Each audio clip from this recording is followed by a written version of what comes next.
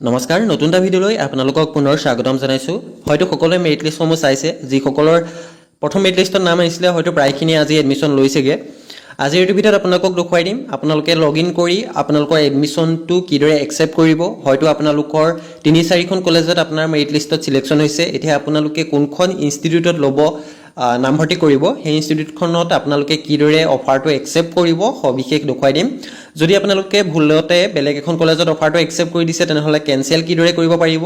বা আপোনালোকে যোনখনত একচেপ্ট কৰিছে সেইখনত এডমিশ্যন ল'ব মন নাই এতিয়া বেলেগ এখনত ল'ম ভাবিছে তেতিয়া আপোনালোকে এডমিশ্যনটো কিদৰে কেনসেল কৰি পুনৰ বেলেগ এখনত ল'ব পাৰিব সবিশেষ তথ্য দিবলৈ চেষ্টা কৰিম যদি আপোনালোকে চেনেলটো সাবস্ক্ৰাইব কৰা নাই তেনেহলে অতি সোনকালে আপোনালোকে সাবস্ক্ৰাইবটো কৰি ৰাখিব এনেকুৱা ধৰণৰ ইনফৰমেশন ভিডিঅ'সমূহ পাই থাকিবৰ বাবে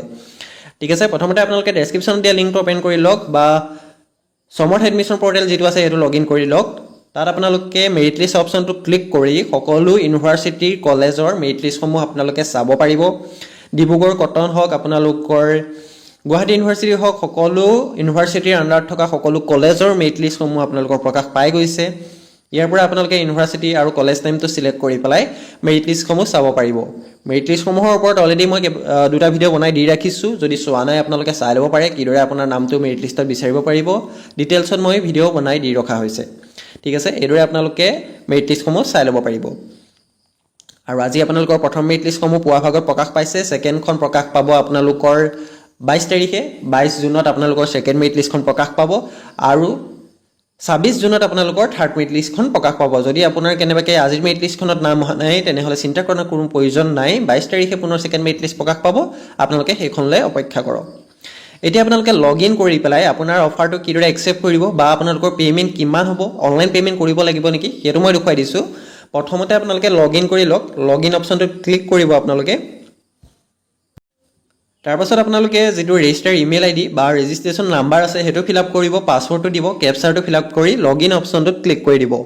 যদি পাসওয়াৰ্ডটো পাহৰিছে ফৰগট পাসওয়াৰ্ড কৰি পেলাই আপোনালোকে চেঞ্জ কৰি ল'ব পাৰিব এটা ওটিপি যাব আপোনাৰ ৰেজিষ্টাৰ মোবাইল নম্বৰত এই ওটিপিটো ফিল আপ কৰি আপোনালোকে পাসওয়াৰ্ডটো চেঞ্জ কৰি ল'ব পাৰিব লগইন হোৱাৰ পাছতে আপোনালোকৰ ডেস্কবৰ্ডটো এড্ৰেছ শো কৰিব দেখিছে অলপ বেলেগ হৈ গৈছে আগতকে ইয়াত আপোনালোকৰ কেবাটাও অপচন এড কৰা হৈছে যদি আপোনালোকৰ কেনেবাকে ডকুমেন্ট ৰিআপলোড কৰিবলৈ যদি আহি আছিল তেনেহলে আপোনালোকে ডকুমেন্ট ৰিআপলোড কৰিব পুনৰ ডকুমেন্ট ৰিআপলোডৰ অপচনটো মুকলি হৈ গৈছে দেখিছে আপোনালোকে সাইডত মাই পেমেন্ট অপচনটোত বৰ্তমানলৈকে কোনো ধৰণৰ পেমেন্ট কৰা বা তেনেকুৱা ধৰণৰ কোনো আপোনালোকৰ ইয়াত আপডেট অহা নাই দেখিছে আপোনালোকৰ এইদৰে আহি আছে for more information please visit the university website হেদৰে আপোনালোকৰ শো কৰি আছে আপোনালোকৰ অনলাইন পেমেন্ট নলবও পাৰে আপোনালোকে কলেজত গৈ পেমেন্ট কৰি পেলাই আপোনালোকে এডমিশ্যনটো ল'ব পাৰিব কেশ পেমেন্ট কৰি আপোনালোকে এডমিশ্যনটো ল'ব পাৰিব যিসকলে ফ্ৰী ৱেভাৰ স্কিমটো আবেদন কৰিছিলে 2 লাখৰ তলত থকা এনুৱেল ইনকাম থকা ছাত্ৰ-ছাত্ৰীসকলে তেওঁলোকৰ এডমিশ্যনটো 1000 ৰ ভিতৰতে হ'ব প্ৰায় 650 850 তেনেকৈ হ'ব আপোনালোকৰ এডমিশ্যন ফিজটো আৰু যিসকলৰ ফ্ৰী ৱেভাৰ স্কিমটোত আবেদন কৰা নাই যিসকলে ফ্ৰী ৱেভাৰটো নাপায় তেওঁলোকৰ কমেও 7 ৰ পৰা 8000 টকাৰ ভিতৰত আপোনালোকৰ এডমিশ্যন ফিজটো লোৱা হ'ব ইয়াত আপোনালোকে দেখিবলৈ পাইছে মই টোটাল 5খন ইনষ্টিটিউটত আবেদন কৰিছিলো তাৰে 4খনত মোৰ মেৰিট লিষ্টত নাম আহি গৈছে এতিয়া মোৰ কোনোবা এখনত মই একচেপ্ট কৰিব লাগিব অফাৰটো একচেপ্ট কৰিব লাগিব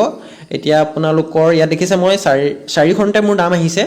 এতিয়া আপোনালোকে যোনখন কলেজত আপোনাৰ নামটো লব নামভৰ্তি কৰিব বিচাৰে সেই কলেজখনত আপোনালোকে একচেপ্ট অফাৰ কৰিব লাগিব কিদৰে কৰিব হেতু সবিশেষ দেখুৱাই দিম আপোনালোকে ভালদৰে ভাবি চিন্তি একচেপ্ট অফাৰ কৰিব এবাৰ একচেপ্ট কৰি দিয়াৰ পাছত পুনৰ আপোনালোকে অনলাইন কেনসেল কৰি পেলাই আকৌ বেলেগ এখনত একচেপ্ট কৰিব নোৱাৰে হেতু কথা মনত ৰাখিব এবাৰ একচেপ্ট কৰি দিয়াৰ পাছত পুনৰ আপোনালোকে কেনসেল কৰিব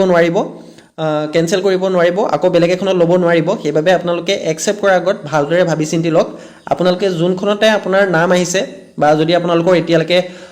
ধৰি লওক আপোনাৰ যিখনত ল'ম বুলি ভাবিছে সেইখনত নাম অহা নাই তেনেহলে আপোনালোকৰ সেকেন্ড মেৰিট লিষ্টলৈ অপেক্ষা কৰিব পাৰে আপোনালোকে সেকেন্ড মেৰিট লিষ্টত আপোনালোকৰ যদি নাম আহিব বুলি আপোনালোকে ভাবি আছে তেন্তে অপেক্ষা কৰক যদি ভাবে মোৰ যিখনত ল'বলগীয়া আছে সেইখনত নাম আহি গৈছে এতিয়া আপোনালোকে অফাৰটো একচেপ্ট কৰিব পাৰিব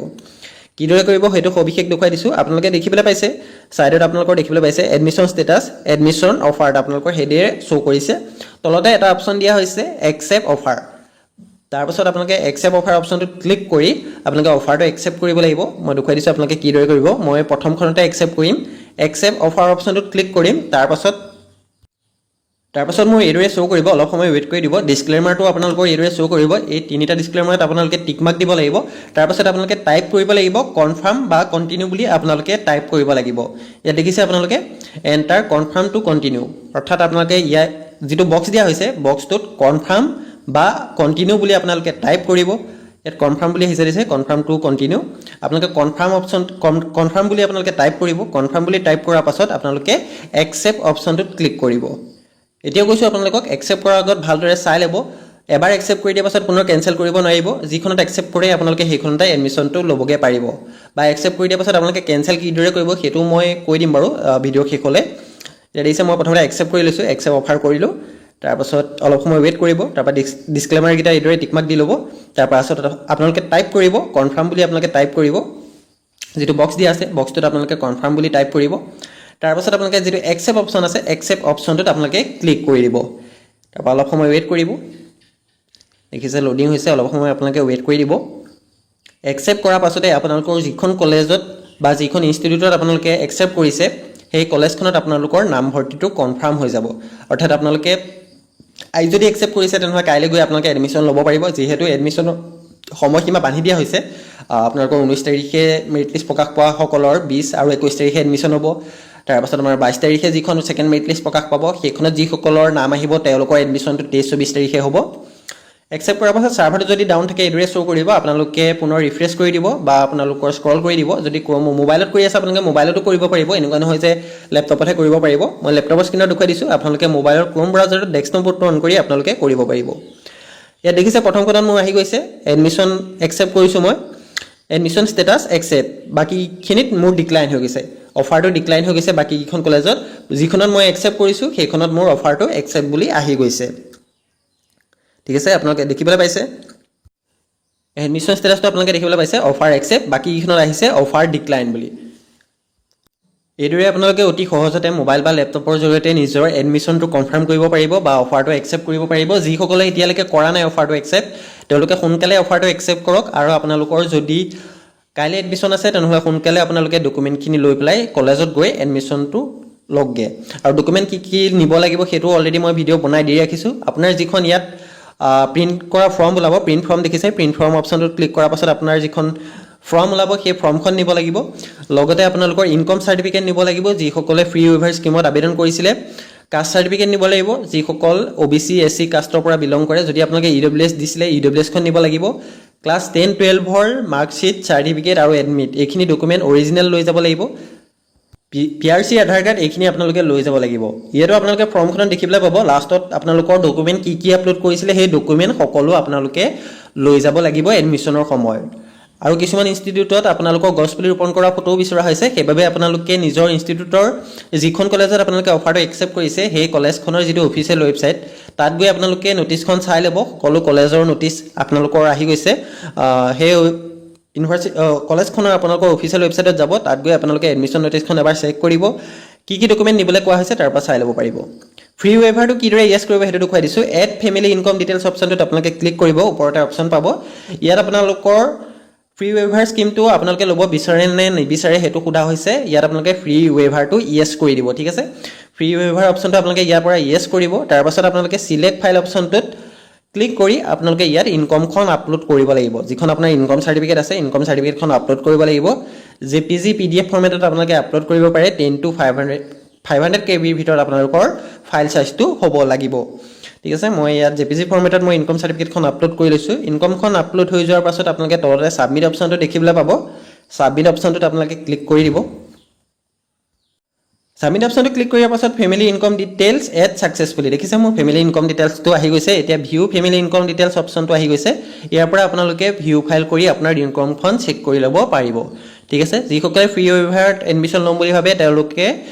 এইদৰে ফেমিলি ইনকমটো এড কৰি লওক যিমান পাৰে সোনকালে আপোনালোকে ফেমিলি ইনকমটো এড কৰি লওক আৰু যিসকলে এতিয়ালৈকে ABCD লিংক কৰা নাই তেওঁলোকে ABCD টো লিংক কৰি লওক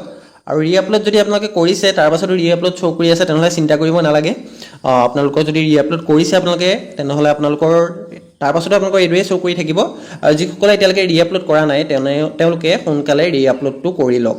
ঠিক আছে যিসকলে এতিয়ালৈকে ৰি-আপলোড কৰা নাই তেওঁলোকে সোনকালে ৰি-আপলোডটো কৰি লওক কিদৰে কৰিব পাৰিব ডিটেইলছত ভিডিঅ' বনাই দি ৰখা হৈছে আপোনালোকে চাই ল'ব পাৰে ডেছক্ৰিপশ্যনত মই লিংকটো দি থ'ম সেই লিংকত গৈ আপোনালোকে ভিডিঅ'টো চাই ল'ব পাৰিব